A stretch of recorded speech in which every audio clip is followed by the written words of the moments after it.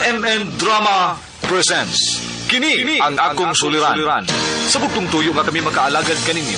Among gituyo pagmugna kining maong tulumanon nga pagatambagan nila ni Dr. ni Elaine Bathan nga mutabang sa pag-iway sa mga gumunhap ug kalibo nga inyong gihambin ilabi na sa punto legal. Kinisab si Dr. Rene Obra ang kaabag sa inyong suliran. Kini ang akong suliran. Kini ang akong suliran.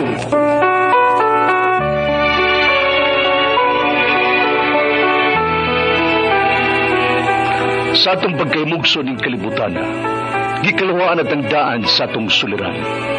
Ang suliran mo'y kabahin sa itong inadlang panginabuhian. Aba na doon ay suliran nga dili mo mapasan nga ikaw ra. Nagkinahanglan kag katabang aron sa pagsulbad ni ini. Nagkinahanglan kag kahayag na may mulamdag sa imong unahuna. Ug tungod ni ini, natawag kini nga atong tulumanon nga naguluhan. Kini ang akong suliran. Kini ang akong suliran. Mga minugbong duwa nga matapos lang sa usa ka hugna. Mga kinutlog gikan sa mga suwat sa mga minahal namong tigpaminaw. Busa kung aduna kamoy suliran nga naggumon karon sa inyong galamhan. Suwata ka na ug ipadala ning atong tulumanon. Kini ang akong suliran. Aron kabuhatan ka na og duwa sa kahanginan ug pagatambagan sa mga bulawanang hunahuna. Kini ang akong suliran. Kini ang akong suliran. Sinumuat ni Teresa Tirul Soria, ubos ang direksyon ni Ingrid Miss Iver Tudaso. Dalit kaninyo sa RMN Drama.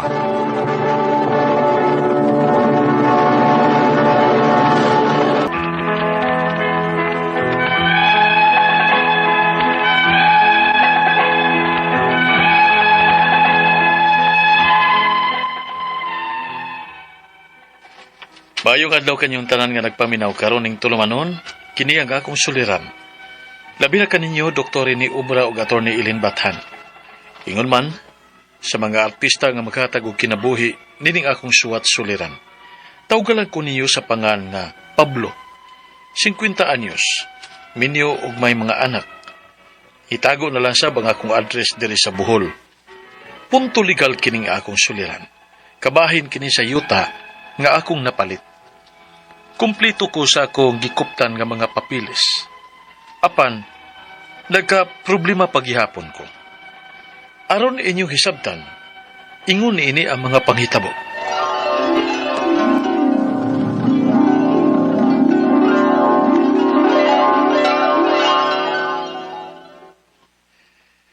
Unsay toyo atong Isidro ni mo, Pablo? Doon ako no siya ibaligya na ako nga basakan. Basakan lang? O, yuta gud nga may basak. Og maayo ang ani ini. Nindot ang patubig kay napabor sa usa ka tubod. Nya, doon na po'y irigasyon. Basta kaway problema ang pwesto. Nya, limpyo ang papilis, ana. Naaman kon siya tituluan na sa unang tag-iya. Ha? Uy, dili di siya ang unang tagiya, ana. Second owner na siya. Pero na niya ang titulo. Basta kayo na ititulo. Limpyo gina. Nano niya, interesado ka? Oo.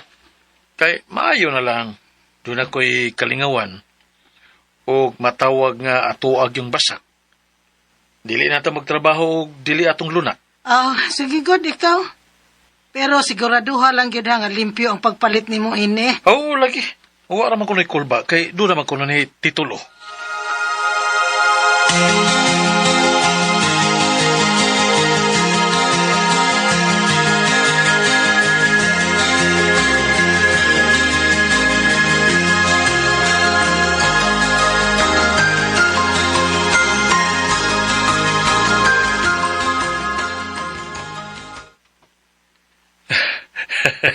Tinuod yun ang giingon ni Isidro. Nindot og ani ning maong basakan. Kay nindot ang abot sa atong ani karon. Pero Pablo, siguro na lang nato na og pa-transfer sa atong pangan ang titulo. Kay sa pangan, sa unang tag-iya pabayaan ang pangan sa titulo ng atong basakan. Sa sunod na lang tingaling ting-ani. Aron, doon na tayo ikagasto. Uy, ayaw ng unya-unya, uy. Kay lagmit, ana, malimtan yun na sa sigig unya-unya. Ay kabalaka naman ni mo ana, eh. Nga niya man atong titulo. Oh, unya, kay wa pa man na sa imong pangan. May deed of seal man ko. Ay, ambot lang nimo. Anong unyang unya nimo, Pablo? Wa pa baya kakaila sa unang tag-iya ni Ana, ha? Sino Isidro ra nga second owner ang nailahan nimo? Oo, lagi eh. Ato niya na ko si Sidro Puhon kung andam na ang atong budget para transfer sa titulo.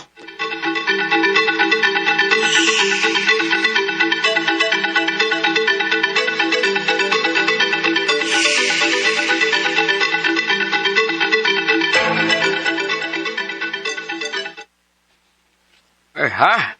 Uy, hala. Wala tuol to kabalita ni mo, ani, bro. Nga namatay ng unang owner aning yutaa. Ha? Ay, pero naapang asawa. Ay, buhay pa. O ang iyang mga anak. Ginoo ko. Unsaon na bladi ini ron aron nga matransfer sa kumpangan ang titulo ni ning yuta?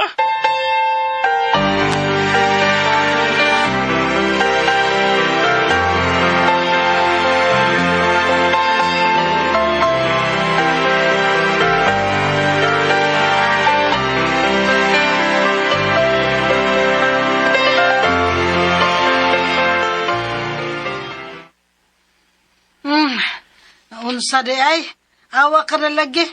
Giinan tabitaw ka.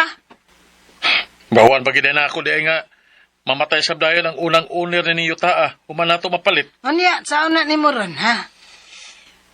Tuol na siguro na akong asawag mga anak ini. Buhi pa man ko ng asawa. Og nahibaw ka ang asawa ni Ana nga nabaligya ng yutaa sa embana? Unya may deed of seal sa pagkabaligya ni yuta ngadto sa second owner. Uy, hati man na dayon na, Pablo, ha? Basin baya og ma-thank you lang unya ng yutaa nga atong napalit.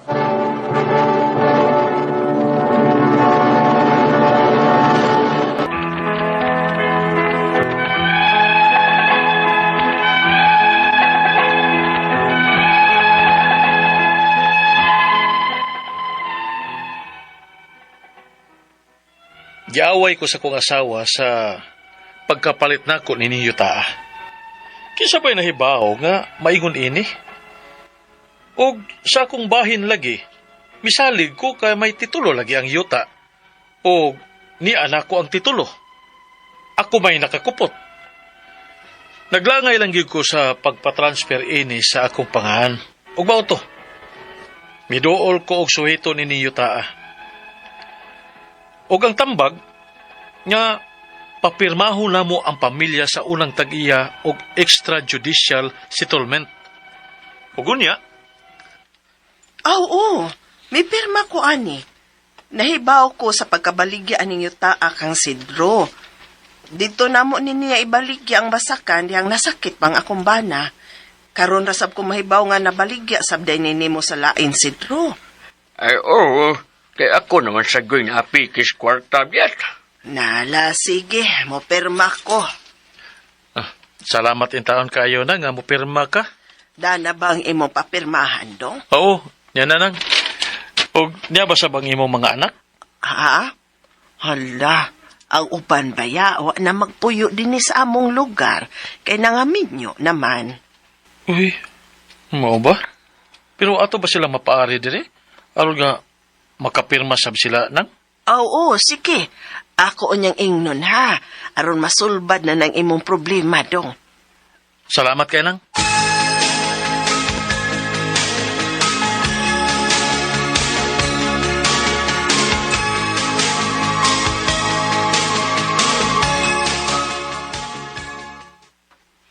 Mao ba? O bang? Ubalik niya ko dito kung nana ang mga anak ni nang imyat nga makapirma sa extrajudicial. Ay, salamat in taon. Og maayo lang unta, og sama sa asawa, dili lang po magkaproblema sa mga anak. Ha? Sa ibuti may pasabot. Oh, basin ba? Ay musupak sa pagkabaligyaan ng yutaa ba? Unsa? Di pa siguro eh. Kay, nagamit ba ya sa, kuan, sa pagkasakit sa ilang amahan ang halin ni yutaa? Oo, maayo kung ingon anak lang unta, Pablo.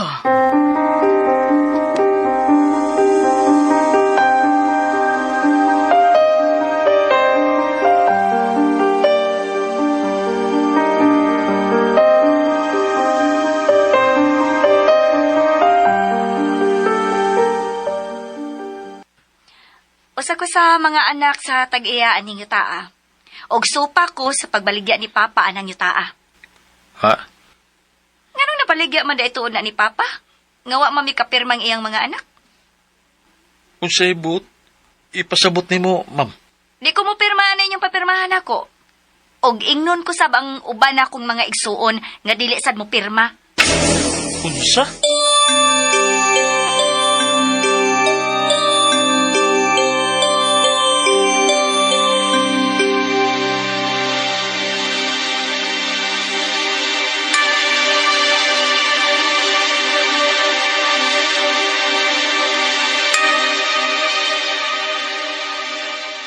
Agay, mao na lagi na akong giingon ni mo, Pablo. Oh, unsa na? Unya kay... Mga baga sa lagnaong ko eh. Mga baga kay sa lagnaong. Nga dili mo pirma nga, nagamit naman nila ang kwarta. Onya, kay dili man ka mamirma ang mga anak. Bahala sila. Bahala sila. Ipadayon ko ang pag-transfer sa kumpangan nining maong titulo. Mangita akong paagi.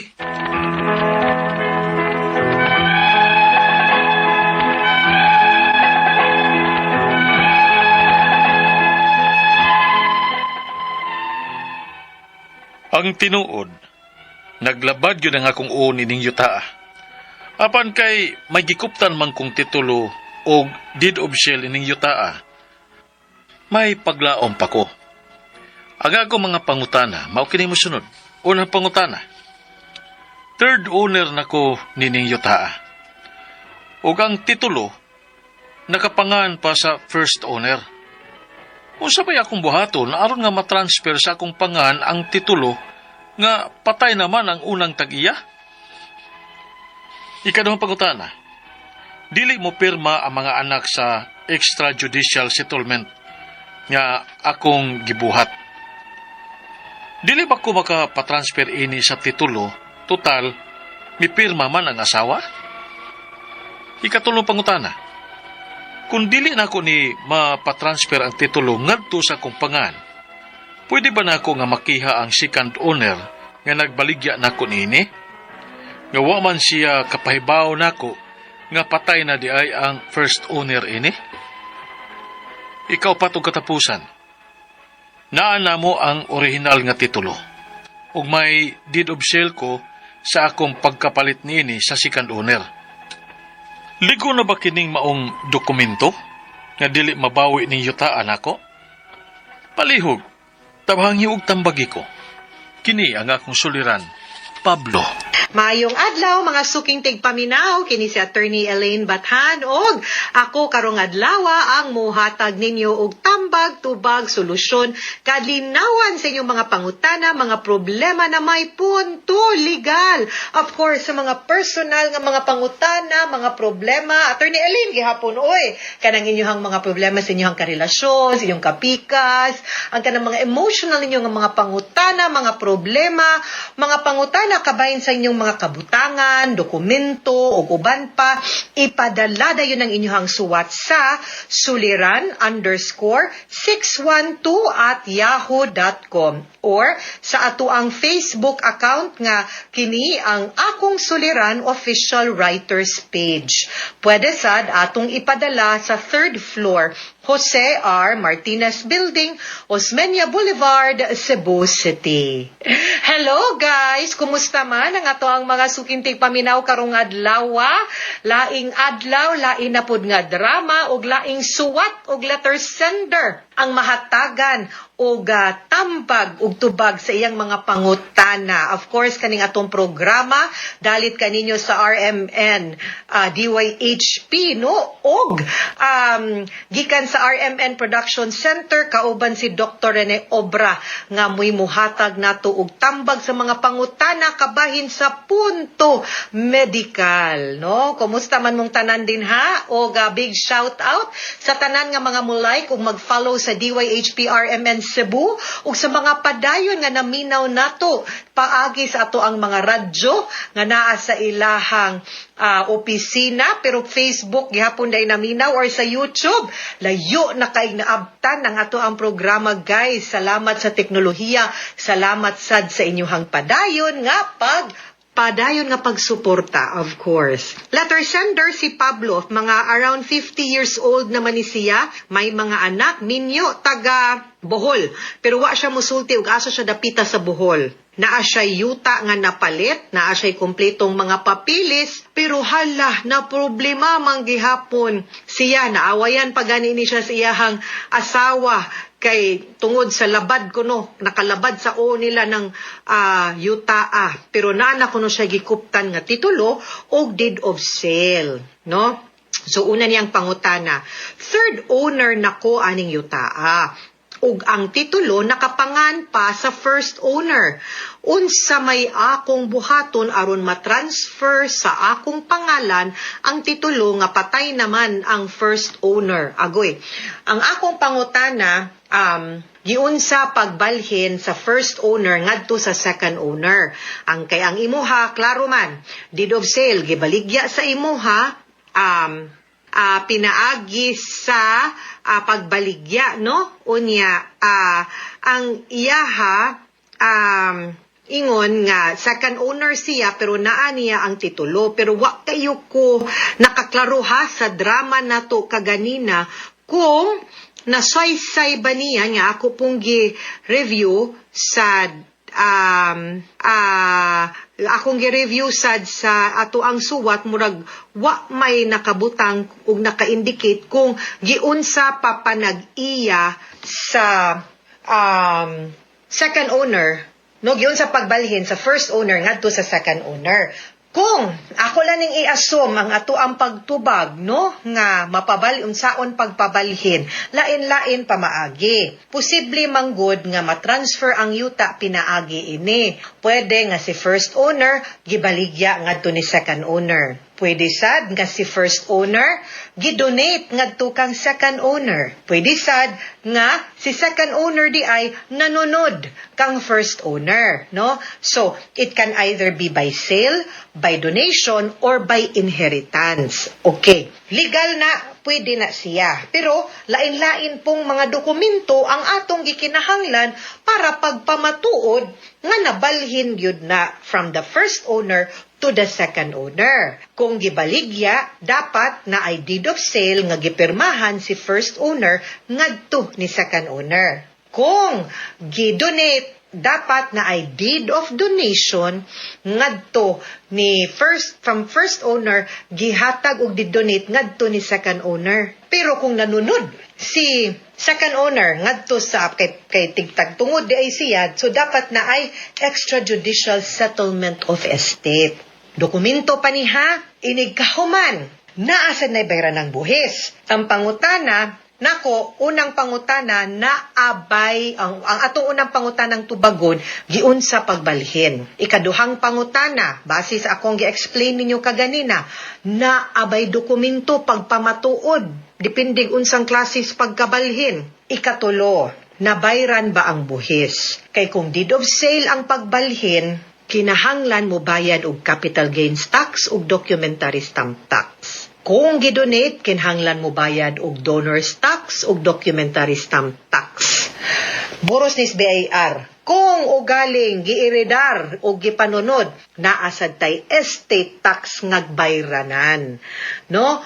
O documentary stamp tax. Unya kay titulado man, kung asa man ni sa Bohol man ni, mubayad pud ta og transfer tax og registration fee. Dili na nato pwede latangan, no? Ang akong pagsabot sa inyong sitwasyon is gihatag lang sa imuha ang titulo. I hope na akay dokumento para pagpamatuod giunsa pagbalhin or giunsa pagkatag-iya ni second owner from first owner. Okay? Kay kinhanglan para mabalhin na nimo, husayon sa ato nato ang buhis. Akong i-assume nga nay mga papilis. Husayon nato tong buhis ninyo Unya, naraba ni mga penalty kay dapat manggod pagbaligya, pagkamatay, or pagdonate na anay period nga gitagana sa BIR within which dapat atong gibayran. Date na siya usually sa notaryo. Okay?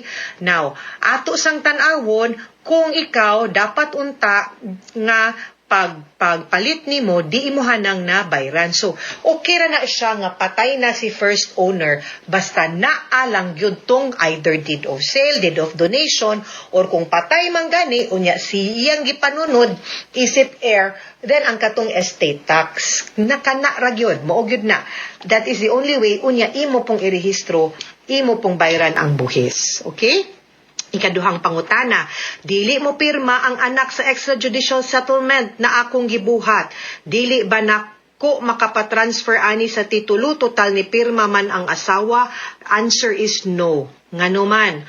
Kinahanglan man, so meaning to say, kanito, bag na gyud ni sa atong pangutana, wa man ni si imuhang suwat, pero duda nako, why dokumento gikan ni first owner to second owner? No? And the only way para mabalhin is mamirma ang tanan nga tagtungod, no, sa settlement of estate nga ila pag yung ibaligya nimo, no. Dapat maugid na dili pwede ang asawa ra kay ang mga manunod ang asawa ug ang mga anak, sila man ang mahimong tag-iya, ug kung kinsa ang tag-iya matud pas balaod maoy makabaligya. Dili pwede nga ang usara sa mga tag-iya ang mobaligya sa tibuok. Kinahanglan ang tanan nga tag-iya mobaligya sa tibuok. Ikatulong pangutana, kung dili nako ni mapatransfer ang titulo ngadto sa akong pangalan, pwede ba nakong makiha ang second owner nga nabaligya nako ani nga wala man siya kapahibaw nako nga patay na di ay ang first owner? Posible og pwede, labi na kung giilad ka or bad faith ang iyahang pagbaligya ngadto nimo, no? Mao na ang kaning problema. So ingan anaon gyud nato. Ikaupat ug katapusang pangutana, naa na mo ang original na titulo ug may deed of sale ko sa akong pagpalit sa second owner. Lig-on ba ning dokumentuha nga dili mabawi ang yuta? Nako. Ako ang concern ani is that kinahanglan gyud ma-establish na to giunsa pagkahimong second owner aning tawhana. Kay timan akong giingon kaganina, kung kinsay tag-iya, mauro gyud pwede magbaligya. So unsa may katungod ni second owner nga mobaligya ana ngadto nimo. So dapat naa siya'y mapakitang papilis para makapamatuod nga naa siya'y katungod mobaligya ana, no? So muna ato ang kanang gusto susihon. So pangutan-on gyud nimo, ug ugalin man ganing maabot ang panahon nga mabawi na sa imuha kay di nimo mahusay ngadto sa mga tagtungod ni first owner, I hope masettle lang, pwede gyud nimong makiha si second owner sa kahasol nga iyahang gibuhat nimo nga wa siya'y klarong na maligya o bad faith siya na maligya sa yuta ngadto nimo. Labi na kung wa di ay siya'y right or katungod to sell it. Okay? Mga suking tigpaminaw, nag-ingon na gyud ko di pa ko mo ending. Niingon jud ko ninyo guys nga yuta gani. Balik-balikon ko na lang yun ni. Yuta gani guys. Di gyud ta basta-basta mo pagawas og kwarta. Bahalag nandot kang yutaan na ay tubo, daplins da, na ay kamanggahan, na ay balaydaan. Barato kaayo, samot na gyud kung barato kaayong pagkapalita. Inyo gyud nang matngunan. Kung sa abogado pa, amo ginantagog due diligence. O bisaya pa, susiho na tog tarong. Ug naa ba ni problemang yutaa, sakto ba ni, naa ba ni katungod ang kaning namaligya, ani, kumplito ba ni papilis, no? Ug tan-ang ginyo giunsa niya pagkahimong tag-iya. Labi na nga ang imong gipalitan, wa pa na transfer ang titulo. Mo man to'y nakadelikado. Wa ko mumahay nimo, pero I hope you learned your lesson. And I hope mahusay na tanan, ha? Mga sukintig paminaw, hinawot untangan namoy nakutlo na pagtulunan karong adlawa. Kini si Attorney Elaine Bathan, daghan kayong salamat sa inyong pagpaminaw sa atong tulumanon. Hangtod sa sunod nga sugilanon, din higapon sa tuang programa, kini ang akong suliran, gikan sa RMN Production Center, Radyo Nationwide. Tatak RMN, daghang salamat o maayong adlaw.